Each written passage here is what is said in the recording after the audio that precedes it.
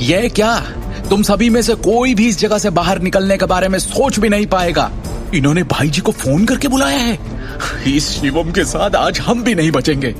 शिवम, तुम अपने लिए जितने चाहे उतनी परेशानी पैदा कर सकते हो, लेकिन हमें अपने साथ मत खींचो। कमरे में दृष्टि के सहपाठी भाई जी के नाम का उल्लेख करने से घबरा गए। बचने का कोई और तरीका न दिखने पर वो केवल शिवम को अपने साथ घसीटने के लिए दोषी ठहरा सकते थे। जगनपुरी गाजियाबाद का एक कुख्यात डॉन था, जिससे एक क्षेत्र में हर कोई डरता था। दिल्ली में एक कहावत भी थी कि जिसमें कहा गया था कि गाजियाबाद में ऐसा कुछ भी नहीं था जिसे जगनपुरी संभाल नहीं सकता था। उनमें से कोई भी इस तरह के भयानक व्यक्ति को ठेस पहुंचाने का जोखिम कैसे उठा सकता है? शिवम ने अपना सिर हिलाया और एक मुस्कान के साथ पूछा, क्या जगनपुरी वास्तव में इतना शक्तिशाली है? तू जगनपुरी भाई जी की पहचान भी नहीं जानता, फिर भी उनसे जुड़े आदमी को मारने की हिम्मत कर रहा है। इतना बेवकूफ कैसे है तू? तूने जिस पर हाथ उठाया है तू उसे नहीं जानता, वो जिसका आदमी है तू उसे भी नहीं जानता, बस ऐसे ही पंगा ले लिया। अब तो तुझे भगवान भी नहीं बचा सकता। तूने कोबरा भाई से लड़ने की हिम्मत इसलिए कर ली क्योंकि तुझे मार्शल आर्ट के कुछ दांव पेच आते हैं। तुझे ये नहीं पता कि भाई जी की दिल्ली में किस तरह की इमेज है। अंगद ने ठंडे स्वर में कहा।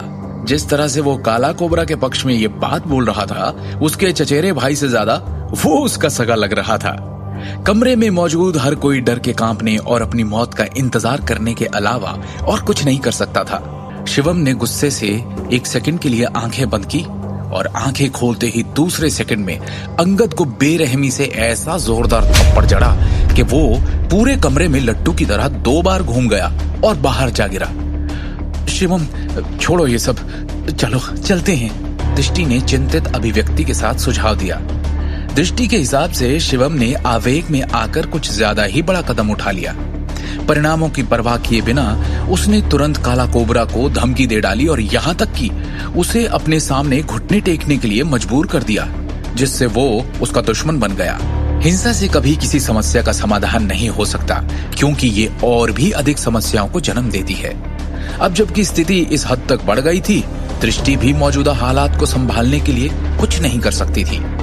हालांकि वो मदद करने के लिए कुछ नहीं कर सकती थी, पर आज शिवम ने उसके दिल को जैसे छू लिया था। आखिरकार अपनी जान की परवाह किए बिना वो उसकी रक्षा में खड़ा हुआ था। तुम लोगों को लगता है तुम यहाँ से जा सकते हो?